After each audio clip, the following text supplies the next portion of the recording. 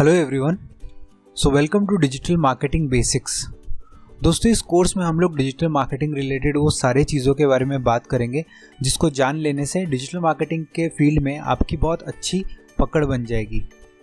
आजकल जो हमारे अराउंड ये कोविड का इतना सारा प्रॉब्लम्स चल रहा है, इस चीज़ ने हमारे मार्केटिंग को और इन्फोर्स कर दिया है कि हमारे जो बिजनेसेस है उसको हम ऑनलाइन लेके जा सकें। एक अनटैप्ड मार्केट यहाँ पे खुल गया है स्टूडेंट्स के लिए, फ्रीलांसर्स के लिए, पार्ट टाइमर्स के लिए, कि आप लोग इस डोमेन में आए और उन बिजनेसमैन की हेल्प करें, बिजनेसेस की हेल्प करें, सबको ऑनलाइन ले जाने के लिए।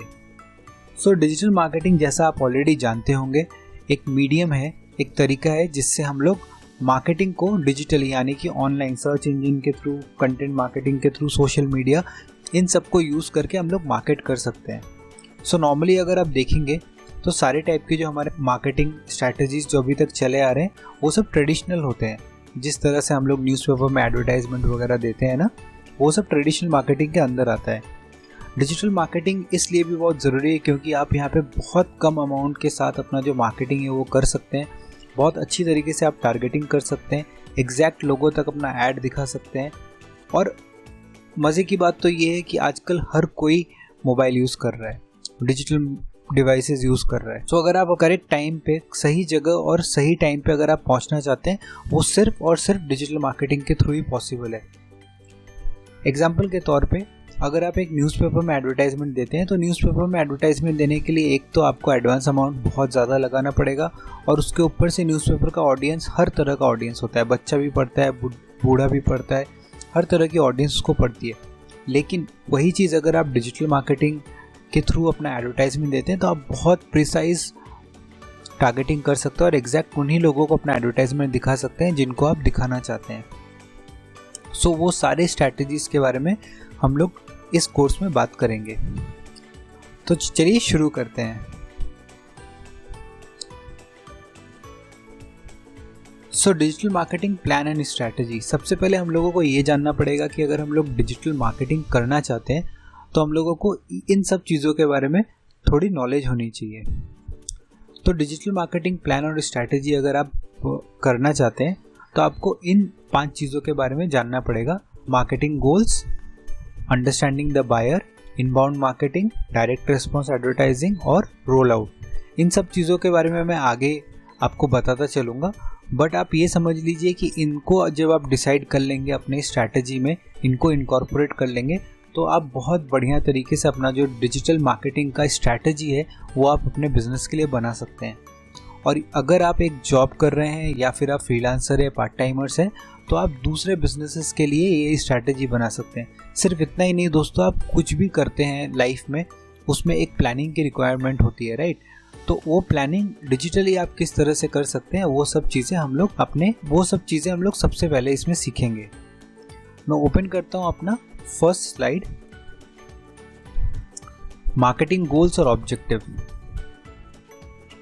सो जब भी हम ट्रेडिशनली मार्केटिंग करते हैं या हम ट्रेडिशनली अपने लाइफ में कुछ भी करते हैं तो हम लोगों को एक गोल की ज़रूरत होती है। अनटिल अनलेस आपके पास एक गोल है, आप डिसाइड नहीं कर सकते कि आपको क्या चाहिए। उसके बगैर आप ना इन्वेस्टमेंट कर पाएंगे, ना तो आप एग्जीक्यूशन कर पाएंगे।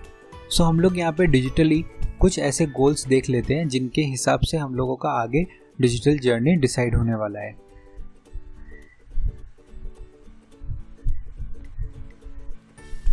सो जब हम डिजिटल मार्केटिंग ऑब्जेक्टिव्स के बारे में बात करते हैं तो वो मेजरली 4 तरह के हम लोगों के मार्केटिंग ऑब्जेक्टिव्स होते हैं। सबसे पहला तो है एक्विजिशन ऑब्जेक्टिव, जहाँ पे हम लोग अक्वायर करने के लिए, नए नए कस्टमर्स को एक्वायर करने के लिए जो हम लोग स्ट्रैटेजीज बनाते हैं वो हमारे एक्विजिशन ऑब्जेक्टिव्स में आता है।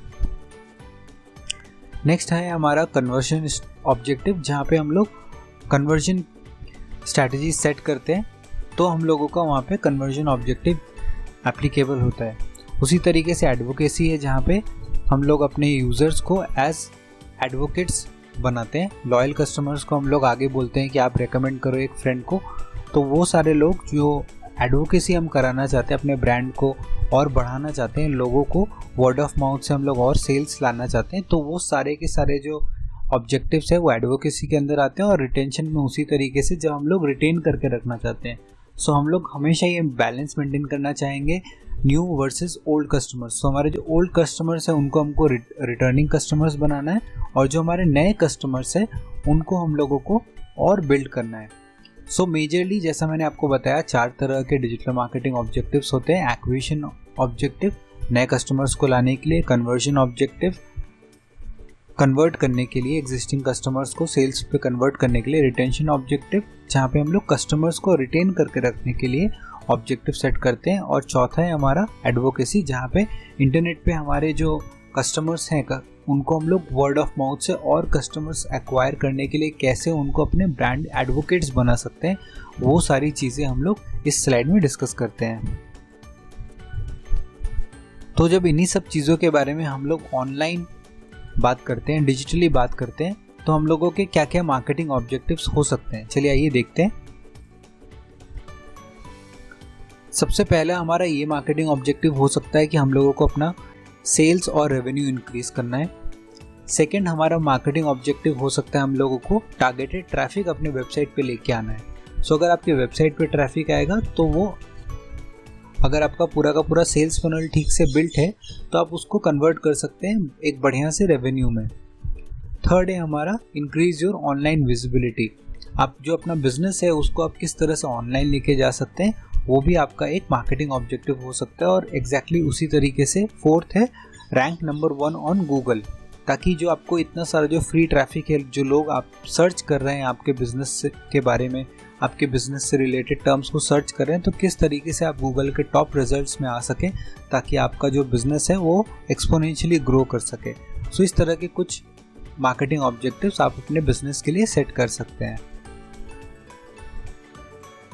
चलिए हम लोग देख लेते हैं, अगर इसी को हम लोग और ब्रेक डाउन करके बात करना चाहें कि मार्केटिंग ऑब्जेक्टिव किस तरह का होता है, एक्चुअल मार्केटिंग ऑब्जेक्टिव किस तरह का होता है, तो हम लोग एक नेक्स्ट अपना जो स्लाइड है वो देख लेते हैं।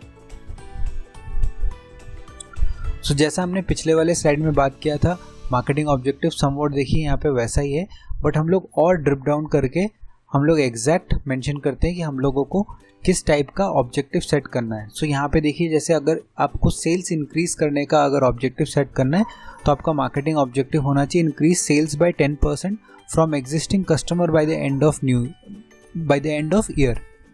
तो इस तरह का आप एक ऑब्जेक्टिव सेट कर सकते हैं। या फिर आपको ऑर्गेनिक ट्रैफिक बढ़ाना है 25% से एंड ऑफ ईयर। तो इस तरीके से आप लोगों को अपना जो मार्केटिंग ऑब्जेक्टिव है वो सेट करना होगा। जब आप मार्केटिंग ऑब्जेक्टिव एक सेट करेंगे, उसी हिसाब से आप बैक ट्रैक करके देख सकते हैं कि वहाँ तक पहुँचने के लिए आपको कौन से स्टेज में क्या क्या चीज़ों को करना पड़ेगा। जब आप आगे चल के फेसबुक, गूगल, इन सब पे डिटेल्ड स्टडी करेंगे, स्पेशलाइजेशन करेंगे उनको और क्लोजली सीखेंगे, तब आपको रियलाइज़ होगा कि मार्केटिंग ऑब्जेक्टिव का जो इम्पोर्टेंस है वो बहुत ज़्यादा है। क्योंकि हर एक प्लेटफॉर्म पे, चाहे वो एड प्लेटफॉर्म हो, चाहे ऑटोमेशन प्लेटफॉर्म हो, आपके मार्केटिंग ऑब्जेक्टिव के हिसाब से ही बैक ट्रैक करके बाकी सारी चीज़ों का डिसीजन लिया जाता है। सेकेंड है हमारा understanding the buyer. So until unless आप अपने बायर को बहुत क्लोजली स्टडी कर सकते हैं, बहुत क्लोजली आप उनके बारे में समझ सकते हैं, आप उनको सेल्स अपना जो क्लोज करना है, जो आपका ऑब्जेक्टिव है, वो आप मीट नहीं कर पाएंगे। सो हम लोग इसमें देख लेते हैं कि किस तरीके से हम लोग अपने बायर्स को और क्लोजली स्टडी कर सकते हैं।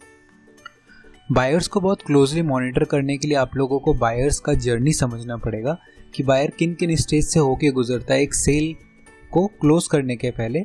तो आप बहुत ईजिली, बहुत अच्छी तरीके से अपना जो बिजनेस है उसको डिजिटली रेडी कर पाएंगे। सो देखिए, बायर जो होता है वो सबसे पहले अवेयरनेस की स्टेज से जाता है, जहाँ पे वो कोई एक प्रॉब्लम फेस कर रहा है जिसका उसको सॉल्यूशन चाहिए। मोस्टली जो सेल्स होता है वो उसी के बेसिस में होता है। जब तक बायर का जो आप प्रॉब्लम स्टेटमेंट है वो आप स्टडी नहीं करेंगे, उसको आप नहीं समझेंगे, तब तक आप अपना सॉल्यूशन यानी कि आप अपना प्रोडक्ट उनको सेल नहीं कर पाएंगे। सो अवेयरनेस होना ज़रूरी है। आप बायर के बारे में जानिए, कहाँ पे वो लोकेटेड है और उनकी क्या प्रॉब्लम स्टेटमेंट है। फिर आता है हमारा कंसिडरेशन स्टेज। कंसिडरेशन स्टेज में बायर कंसिडर करता है कि कौन कौन से उसके पास ऑप्शंस है, वो चेक करता है customer testimonials, reviews, detailed information लेता है वो सॉल्यूशन के ऊपर। ये सब लेने के बाद फाइनली वो परचेज़ करता है। लेकिन परचेज़ के पहले भी अगर आप देखेंगे तो एक फ्री ट्रायल यहाँ पे होता है। सो इतने सारे ऑप्शंस, इतने सारे स्टेजेस से वो गो थ्रू करता है, अवेयरनेस, कंसिडरेशन और परचेज़। ठीक है, और ये हर एक स्टेज में यहाँ पे आपका ये बिज़नेस लोकेटेड है, हर एक स्टेज में आप उनसे उनका डिटेल्स लेना चाहते हैं, इसीलिए आप उनको पूछते हैं कि not ready to move to the next step, तो आप उनका ईमेल कैप्चर करते हैं। सो ये वो स्टेज है जहाँ पे आप अपने लीड्स का नर्चर करते हैं, आप उनके प्रॉब्लम्स का सॉल्यूशन देने की उनको कोशिश करते हैं और उनको धीरे धीरे इस प्रोसेस से आप आगे लेके जाते हैं ताकि वो एक परचेज़ को कंप्लीट कर सके। सो ये जो प्रोसेस है अवेयरनेस से लेके कंसिडरेशन से लेके परचेज तक, इसको समझना बहुत ज़रूरी है। अगर आप बायर का जर्नी नहीं समझेंगे तो आप इसके फुल पोटेंशियल को अनलॉक नहीं कर पाएंगे। सो दोस्तों, इस वीडियो को हम लोग यहीं तक रखते हैं, बायर्स जर्नी तक। आगे और इंटरेस्टिंग चीज़ें सीखेंगे। फिलहाल के लिए थैंक यू सो मच।